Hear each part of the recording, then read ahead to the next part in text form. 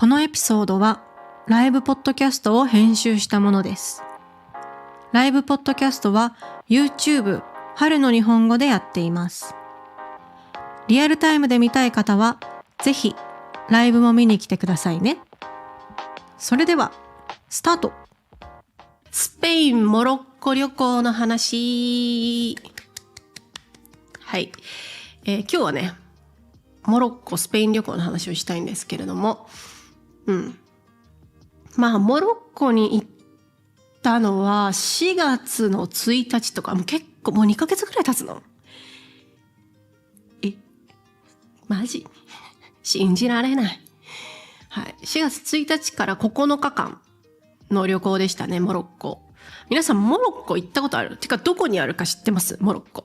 私もなんか若干よく分かってなかったんだけど、アフリカ大陸の上の方アフリカ大陸のなんかエジプトとかその隣だからヨーロッパと近いんだよね。そうだからよくアフリカの玄関口って言われるんだよね。玄関なんか入る場所、入り口みたいな。アフリカの玄関と言われるのがモロッコです。はい。でイスラム教の国です。はい。で砂漠とかあります。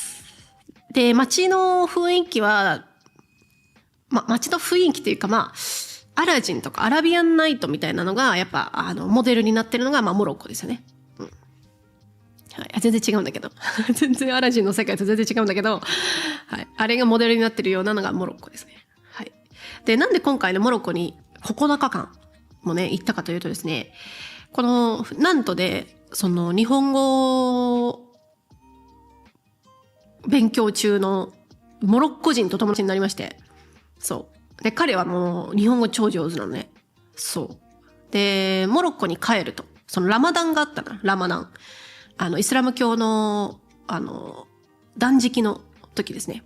ご飯食べない、食べるけど食べないみたいな時期ですね。ラマダンって言うんですけど、ラマダンがあるのでちょっとラマダンの最終週ぐらいにモロッコに帰ると。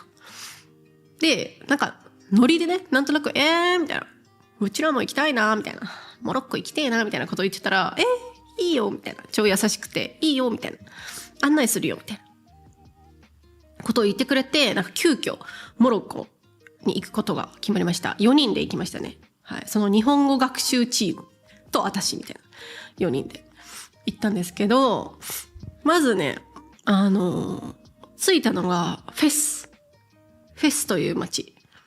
はい。でフェスに行って、名前忘れた。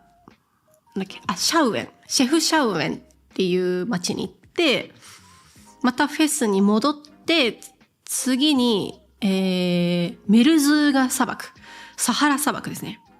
サハラ砂漠、ここすごかった。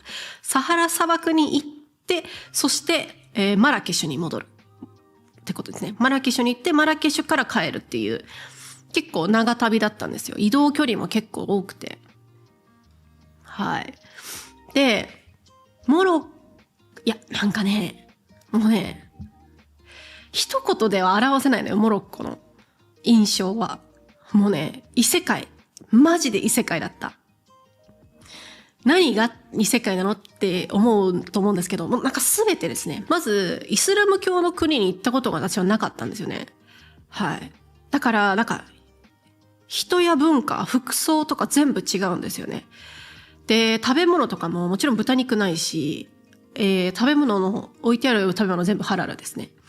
だし、1日5回かな ?5 回、お祈りの時間があるんですよ。で、お祈りの時間になると、サイレンが鳴るんですよ。みたいな感じで。その言葉が、お祈りの時の、言葉がね、このスピーカーでね、街中に流れるわけ。なんとかがんとかがんとかがんとかみたいな。で、なんかおじさんの声が、って、街中に広がるのね。それがなんか、不思議で、異世界に来た気持ちになった。こういう感じなんだと思って、すごい。で、みんなやっぱお祈りの時は、お祈りしてる人、してない人もいるんだけど、してる人が街の中でいて、すごいと思って。なんか全然日本と違う文化があるみたいな感じだった。で、まずなんかちょっと、やばい、このモロッコの話だけで多分3時間ぐらい喋れちゃうんだけど、マジで面白い街だったの。国だね。うん。なんか、まず、モロッコのフェスの空港に着いたのね。で、フェスの空港に着いた時に、まあ人がいっぱいいるじゃん。で、なんか入国検査みたいなことが終わって、で、なんか荷物が、なんていうの、預け荷物がこう流れてるベルトコンベヤーみたいなところあるじゃんね、空港でね。で、そこ、とことこ歩いてたの。私たちは荷物がなかったから、なんかスルーしようと思って、はい。歩いてたの。そしたらなんか、まあ、おばちゃんだね。おばちゃんにいきなり、髪の毛を、後ろから髪の毛をファッてされたの、私。ファッて。で、って思ってびっくりするじゃん。誰みたいな。私の髪の毛触ったの誰ちょっと怖いじゃん。なんか人の髪の毛触るとか結構ビビるじゃん。パッて言ったら、めっちゃ笑顔でおばちゃんが、みたいな。でも、多分お互い言葉が通じないから、おばちゃんはなんか、みたいな。なんか、あなたの髪、多分グッドグッドみたいな感じでジェスチャーしてんの。多分私の髪がなんか多分好きだったみたいならしくて。で、ありがとうみたいな。なんか、シュクランみたいな。シュクランは、モロッコのアラビア語でありがとう。で、シュクランとか言ってて。で、おばちゃんが急に写真をこうやって、なんか撮って、写真っていうかムービーだね。多分家族となんかライブみたいな、なんかフェイスタイムみたいなことしてたらしくて、なんか、この人、なんか言ってんの。みたいな。わーみたいな。私も、ピースみたいな感じで知らん人の家族のフェイスタイムに私は映るという。イエーイみたいな。わーみたいな。だって最終的におばちゃんに、ほっぺにキスされてお別れしました。はい。やばくない？急に。で、カメラわーって撮って、はーいみたいになって。で、急に私のほっぺにチュッてして、バイバイみたいな感じで。みたいな。日本と全然違うみたいな。日本と全然違うやんみたいなね。うん。そう。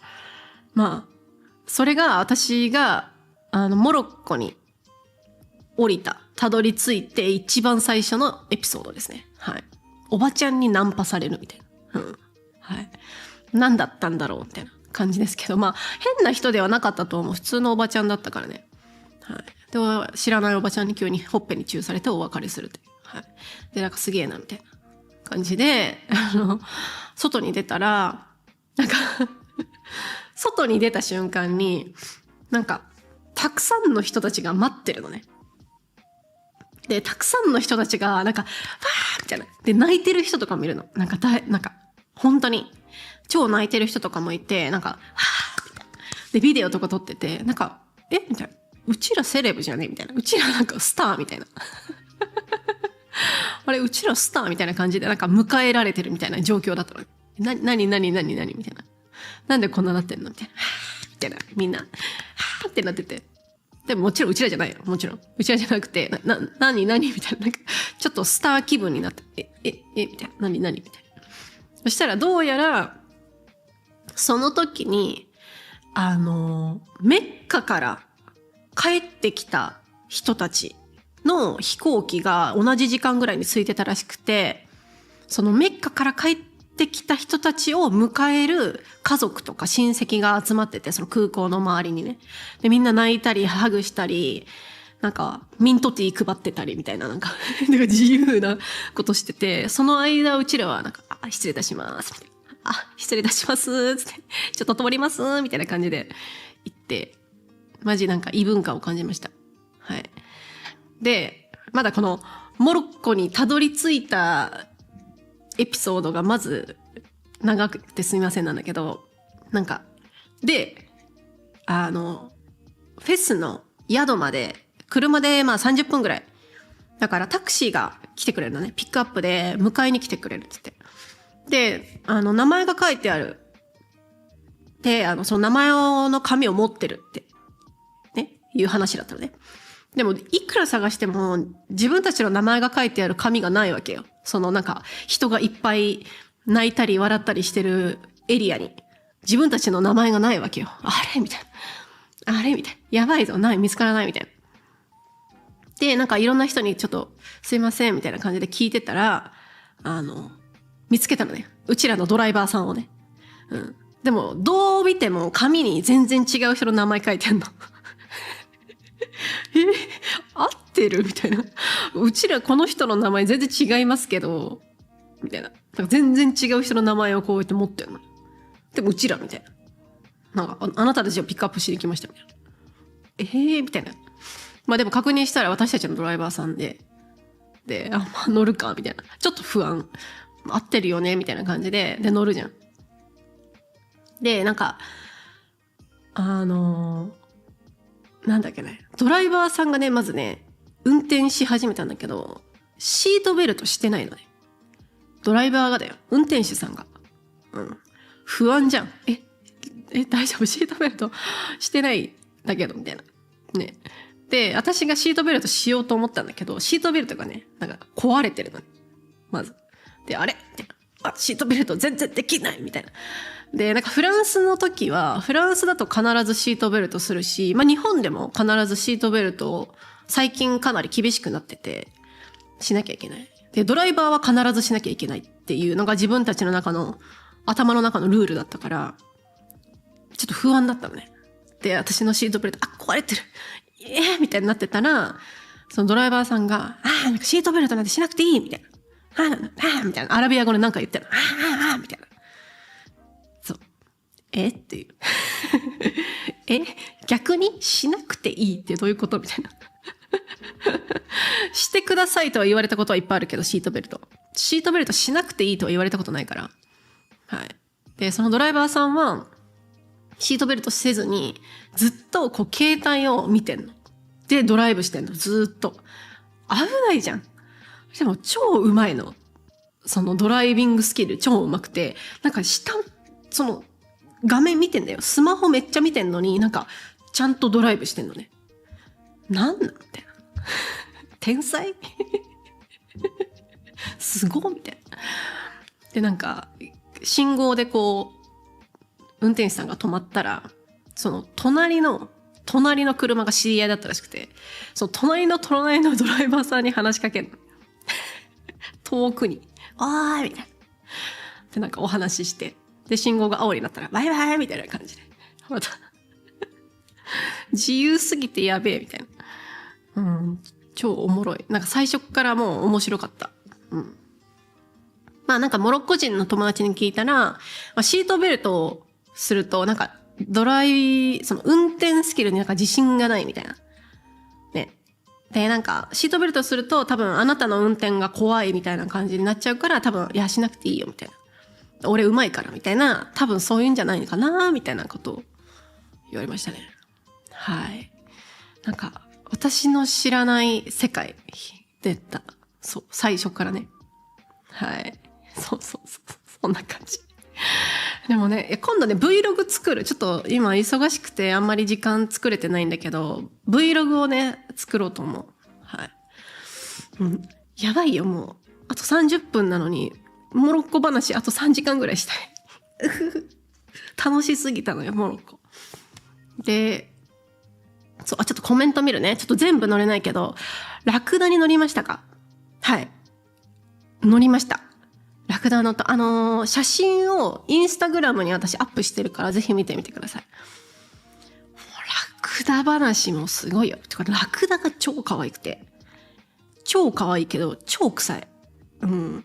なんか普通に歩いてる時はラクダ別に臭くないの。まあ、ちょい臭いなぐらいの。ラクダの息が死ぬほど臭くてちょっと死にそうになりました。何食ってんだこのラクダってぐらい息臭かったんだけど。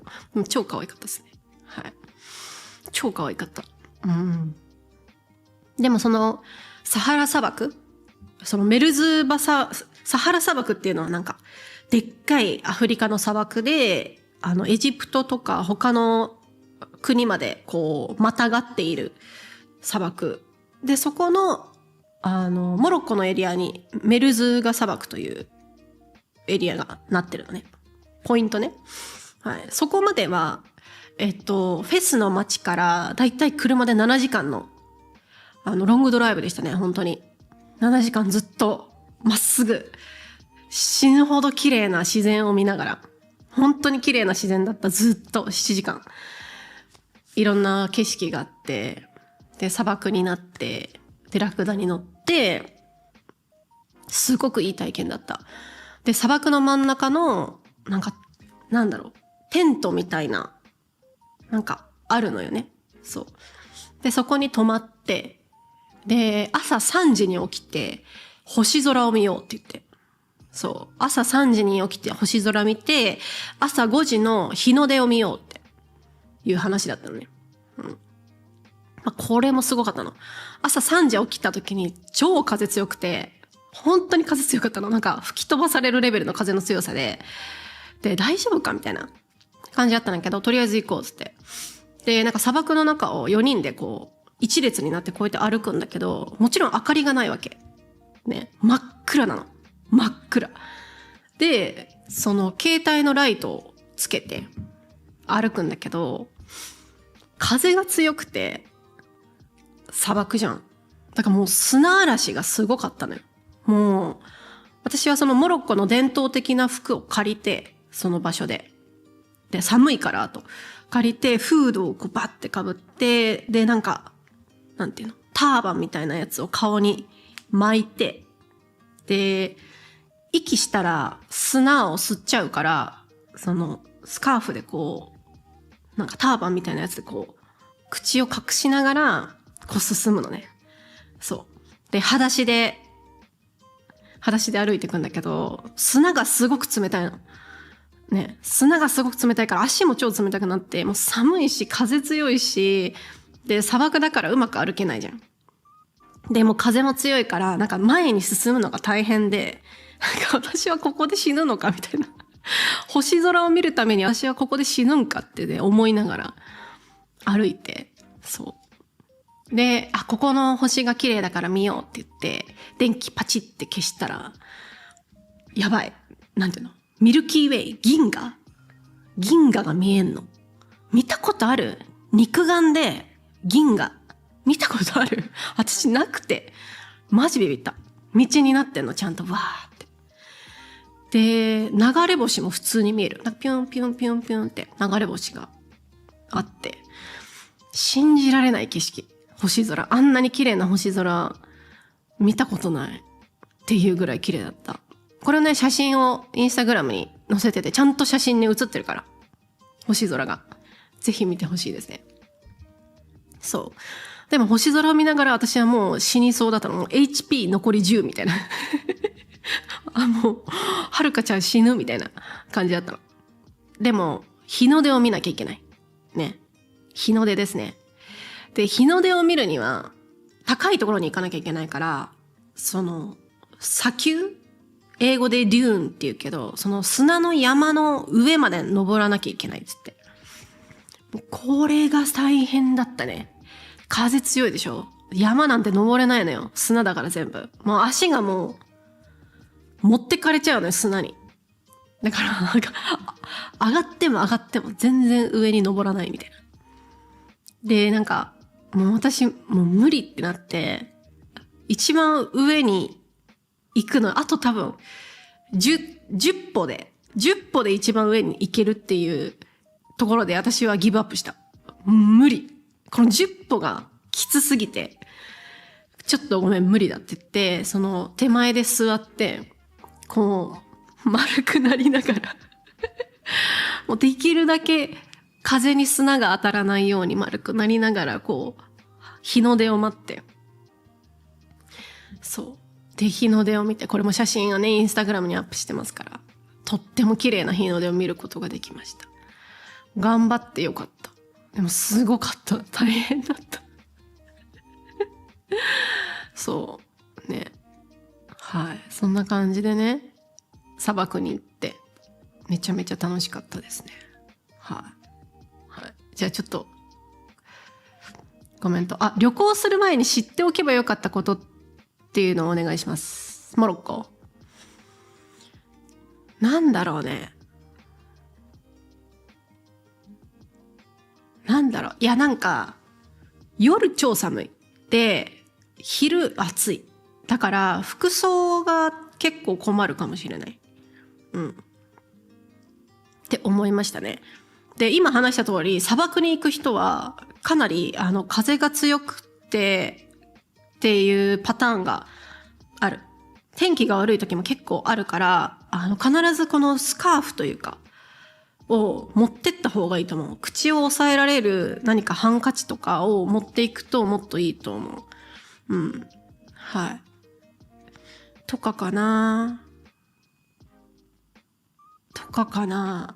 あと、モロッコは匂いが強いです。街全体が。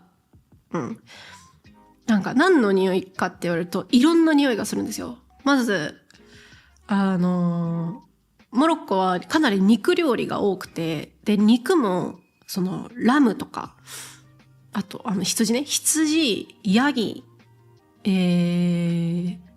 牛、鳥、そしてラクダのお肉がたまにあります。ラクダのお肉。で、結構肉料理が、匂いが結構強いのね。タジン料理とか、タジンって鍋のね、有名な料理があるけど、だから街中が結構そういう料理の匂いが結構したりする。あと車とバイクが超多いの。で、車とバイクの匂い、排気ガスみたいな。すごく強い。で、あとはオリーブの木がいっぱいあるのね。フェスとか特にそうだった。オリーブの木とかが結構多くて、オリーブの匂いが超強くて、オリーブの匂い。で、あとは動物が超多い。野良犬とか野良猫とか、あとロバ、ドンキーね、ドンキー、ロバとか馬とかが普通にいます。普通にいた。フェスとかマラケシュに行った時。で、普通にうんちする。そこら辺で。普通に猫とか犬とかのうんちがそこら辺にいっぱいあるので、うんちの匂い。うんちの匂いがするのね。そう。だから、いい匂い、料理のいい匂いとかもすれば、なんかそういう匂いがあって、結構それがミックスされてて、結構匂いが強いから、それ苦手な人は結構注意かもしれないね。はい。ぐらいかな。あとはキャッシュ。基本的にキャッシュでしたね。現金がかなり必要ですね。はい。かな。はい。はい。パーソナルスペースの概念があまりないみたいですね。いや、ないと思う。ないと思う。マジでないと思う。なんか別になんかいい意味でもないと思う。だからみんなフレンドリー。モロッコの人。本当にフレンドリー。すぐ話しかける。はい。いいですね。はい。はい。はい。はい。いいね。そう。脇見運転は怖いな。そう。でも超運転うまいから。はい。で、そのモロッコに行って、そのメディナっていう旧市街があるんですよね。旧市街っていうのは昔の、中心の町。今は違うんだけど、昔使われてた中心の町があって、そのメディナっていう場所があって、それはなんか大きい都市に必ず1個あるのかな。だからマラケシュのメディナ、フェスのメディナに行きました。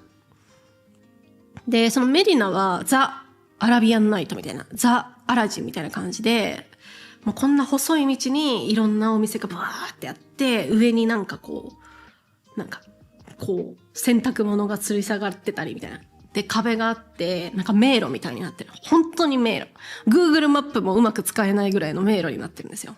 それがメディナで、観光客もいっぱいいるし、普通に生活してる人たちもいっぱいいて、でね、そう、パーソナルスペースないんよ。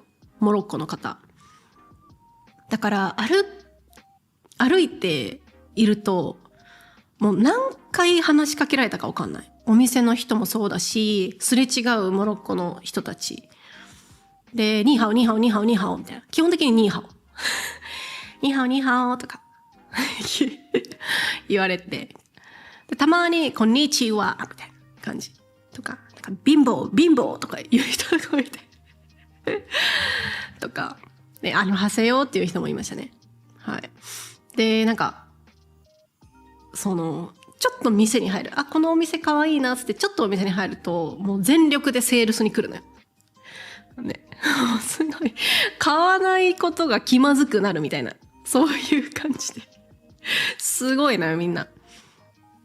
で、お店の人だけじゃなくて、あとなんか100メートルぐらい離れているのに、子供たちがうちらを見つけて、ねえはーみたいな。わーみたいな感じでこう、手を振ってくるみたいなこともありましたよ。アジア人がとにかく珍しい。そのモロッコのね、観光客の多分、ほとんどがフランス人。で、フランス人って言ってもなんか、やっぱアジア系の人は見ない。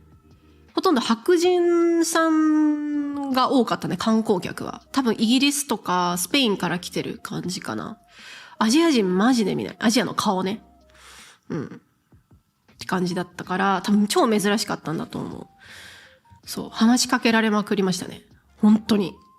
子供も、女の子も普通になんか指さして、みたいな言ってる子もいた。なんか言われてんな、みたいな。そう。すごくない？で、なんか、Where are you from? とか、なんか言われて、若者とかに、Where are you from? とか言われて、ジャパンって言ったら、漫画みたい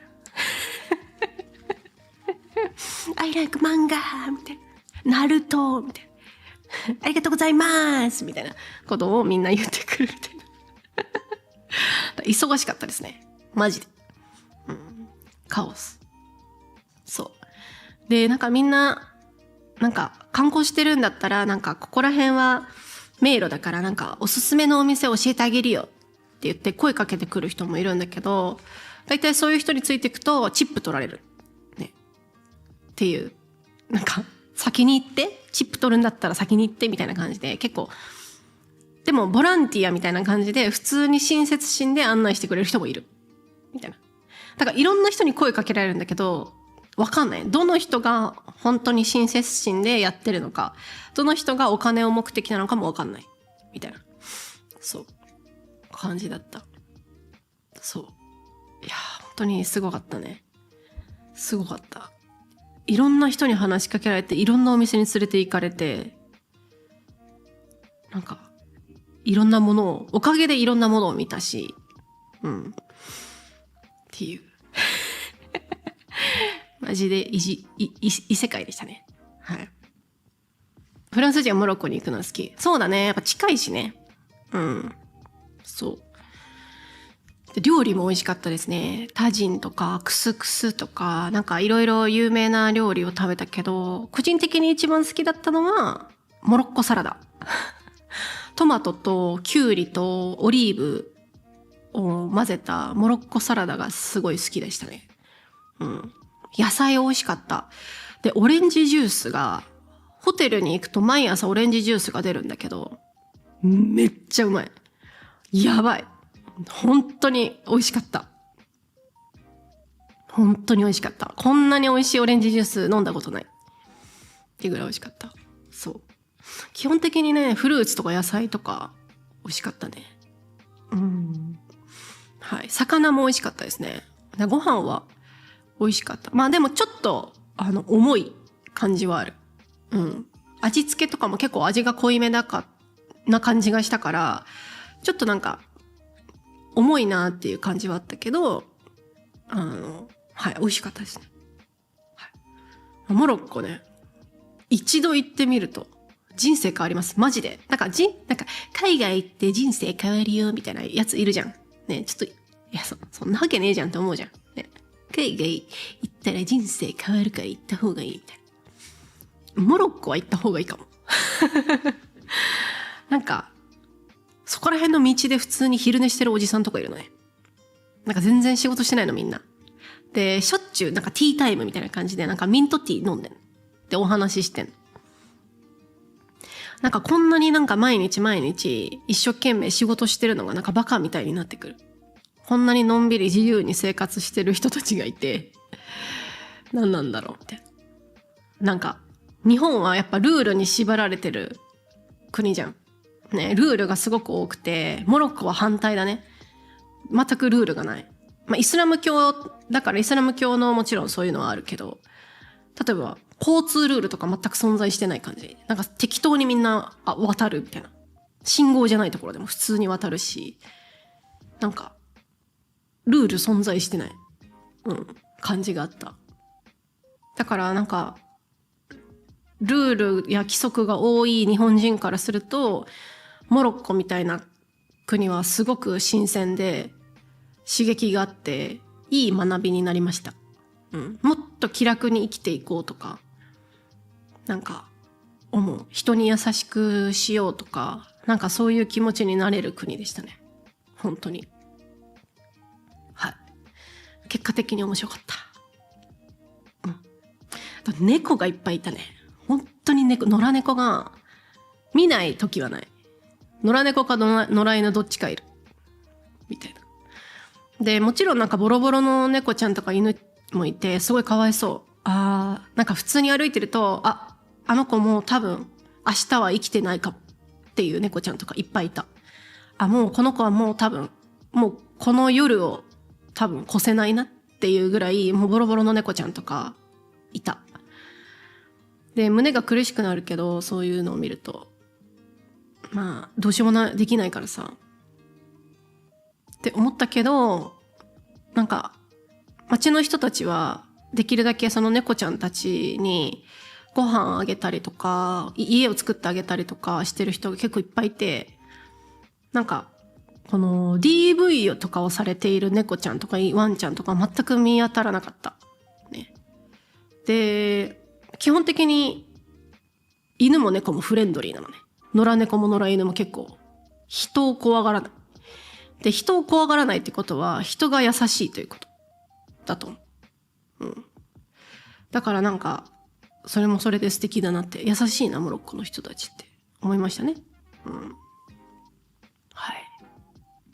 な感じ。モロッコおもろ。モロッコと日本の気温の差はどう思いますか？全然違うね。まあ私が行ったのは4月だったんだけど、昼は36度とかだった。超暑いで超日焼けした。日焼け止め塗ってたけど日焼けしましたね。36度で超暑くて、でも夜はなんか20度とか19度とかで全然下がる。だからジャケットが必要だったりするみたいな。はい。いかがでしたでしょうか？ごめん。スペインの話もしたいんだけど、あと5分とか。ちょっと延長しようかな。スペイン話。はい。スペイン話はですね、スペインはそもそも旅行で行ったわけじゃなくて、私の、生徒さんですね。生徒さんの結婚式に行ったんですよ。で、のりこさんもそこに参加してて、だからのりこさんに会って、Learn Japanese with のりこののりこさん。お久しぶりに会ったりして。で、バルセロナだったんですね。だから結婚式がメインだったので、あんまり観光できなかったんですけど、サグラダ・ファミリアとか見ました。すごい建築だね、あれ。まだ工事中だったんだけど、見たことある人多分結構いると思うね。やっぱバルセロナといえばサグラダ・ファミリアじゃん。すごい建築。もうずっと見てられる。何これみたいな感じで。これよく作ろうと思ったなっていうぐらい細かくて。で、サグラダ・ファミリアって結構茶色い感じがしてたの。写真で見るとなんか茶色い、なんか複雑な建物っていう感じがしたんだけど、よく見るとすごい可愛いデコレーションとかカラフルなデコレーションがたくさんあって、なんだこれみたいな、なんて書いてあるんだろうみたいな。本当に可愛かったし、綺麗だったし、なんだこれって感じだった。よく作ろうと思ったなっていう。ガウディさんこれ本当に作れると思ったんかってぐらい複雑な建築でしたね。あんなにすごい建築は見たことない。はい。で、人もいっぱいいて、でもなんかバルセロナはすごくいい街だった。すごい私、今まで多分ヨーロッパの街で一番好きかもしれない。だから多分ね、季節も良かったね。5月だったから。で、天気も良かったけど、なんか観光客とかいっぱいいるんだけど、なんか街全体がなんかね、広々としてるのね。結構広くて余裕がある感じがあって、で、自然もいっぱいあるの。なんか木がいっぱいあって。で、ちょっと歩くとすぐ海がある。だからなんかすごい散歩したい街。ナンバーワンって感じだった。そう。そう。そう。うん。で、いろんな美味しいお店もいっぱいあるし、やっぱスペイン料理いっぱいあって、パエリア食べたりとか、なんか、いろんなフリット、揚げ物ね、食べたりとか、生ハムっすね。あと、生ハム。めちゃめちゃうまい。やばいね。生ハムうまって感じで、しかも安い。安い。なんかこんないっぱい生ハムが入ってなんか、4ユーロとかだった気がする。多分日本で買ったらいくらするかわかんないぐらいのレベルの生ハム。はい。で、ちょっとね、まあ結婚式があるから私あんまりお酒を飲まなかった。だけど、やっぱワインもね、サングリアを一杯飲みました。美味しい。超美味しかった。やっぱ違うね。本場で食べるご飯って。かな。バルセロナ結構好きだね。はい。でもやっぱり観光客だし、やっぱね、なんか都会ってやっぱ似てるよね。どこの場所も。パリとか、ベルリン行ったし、バルセロナ行ったし、ロンドンとか、まあ東京とかもそうだけど、やっぱ都会はね、都会なんだよね。都会は都会なのよ。面白いけど、まあ似てる部分が結構あるから、今度はね、そのスペインのね、なんか、まあちょっと田舎の方っていうか、行ってみたいなと思いました。はい。もっとゆっくり行けたらよかったなと思いますね。はい。で、最後にね、ちょっと次の国。はい。次の国、私の旅行予定をシェアしたいと思います。はい。来週、スイス。イエー、スイスだぜ。めっちゃ楽しみ。なんかね、友達がね、来る。なんかさ、今さ、日本のさ、オフラインラブっていう恋愛リアリティショーがすごい流行ってんの。私すごい聞くのね。オフラインラブ見ていて、で、オフラインラブの、その撮影のロケ地がニースなの。フランスの。で、なんか友達みんなニース行きたいって言って、なんでニース行きたいのって言うとみんなオフラインラブ見てるっていうね。お前もかみたいな。お前もオフラインラブかみたいな。で、私の生徒さんも多いのよ。はるか先生、フランスにいますよねみたいな。ニースに行ったことありますかつって。なんでニースなのって言ったら、オフラインラブという日本の恋愛リアリティショーを見ているんですみたいな。そう。もう5回ぐらいその話をされて。はい。で、その友達も、そのスイスに行く友達も本当はニースに行きたいって言ってたんだけど、ニースはね、ちょっと直行便がないので、はい。やめました。やっぱ移動時間長いと、その限られた休みがすごく短くなっちゃうからね。もったいないから、スイスに変更。で、私はスイスに行きたかったから、スイスのベルンとインターラーケンというアルプスの方と南のツェルマットという町に行く予定です。はい。で、その後はプラハに行きます。はい。プラハ。で、その後はロンドンに行きます。はい。多くね。旅行しすぎじゃね。思うよね。いや、私も思う。やばい。何がやばい？お金がない。シンプルにお金がない。まあ。はるかさん旅行しすぎだよと思うかもしれないけど、まあ、スペインはやっぱ結婚式があるから行くじゃん。で、スイスは友達が来るっていうからやっぱ行くじゃん。で、ロンドンも友達が来るって急遽ね、なんか急に友達から連絡があって、ちょっとロンドン行く。最初ね、パリに行きたいって言ったんだよね。そう。でも私最近パリ行ったばっかりだから、ちょっとパリかーみたいなこと言ったら、じゃあロンドンに行こうっつって。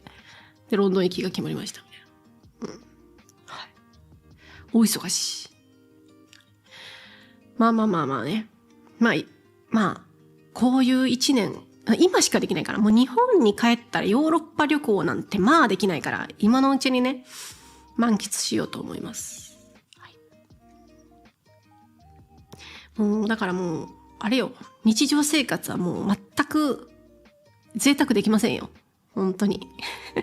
ヨーロッパ旅行の高さは半端じゃないからさ、特にスイスとかマジ高い。スイスの物価の高さやばいね。マジで。外食できないね。うん。スイスにはみんなで調味料とか料理グッズを持ってって料理する予定です。はい、外食が高すぎて食べられないと思うから。はい、だから自然を楽しんできます。はい。そんな感じ。旅行の言い訳みたい。いや、言い訳作らないと。自分で納得しないといけない。いや、しょうがないよ、はるかちゃん。行かなきゃいけないよ。ね。旅行の言い訳必要だから。ちょっと旅行しすぎだなっていう自分の気持ちがありますから。はい。はい。のりこ先生も話しました。そう。のりこ先生にお会いして、そう。でも、他にもね、日本人の方がいて、あんまり二人きりで話す時間はそんなになかったんだけど、もっと喋りたかったなと思いますけど。はい。そんな感じです、みんな。またね、スイス旅行、チェコのプラハ、そしてロンドン。多分ね、面白い話がまた出てくると思うんですよね。そしたらまたみんなにシェアしたいと思います。はい。モロッコ話はあと3時間喋れるから、もうなかなかみんなにシェアすることはできないんだけど、すべてを。はい。Vlog とか、作りたいと思っておりますので、皆さんお楽しみに。はい。ということで今日は皆さんここまでにしましょう。皆さんありがとうございました。サニーサイドジャパニーズのポッドキャストもありますので、皆さんぜひそちらも聞いてくださいね。はい。あとゆうゆうさんとのゲームポッドキャストもありますので、ゲーム好きな方。はい。よろしくお願いします。ということで皆さん、また5月ももうちょっとでね、頑張っていきましょう。皆さんの日々の日本語の学習の努力は必ず力になる。急にどうしたって。急にいい感じの言葉言い始めたねって思ったと思うんですけど。はい。本当ですよ、みんな。頑張ってね。日本語の勉強。はい。ってことで、はい。ありがとうございました。以上です。またね。バイバーイ。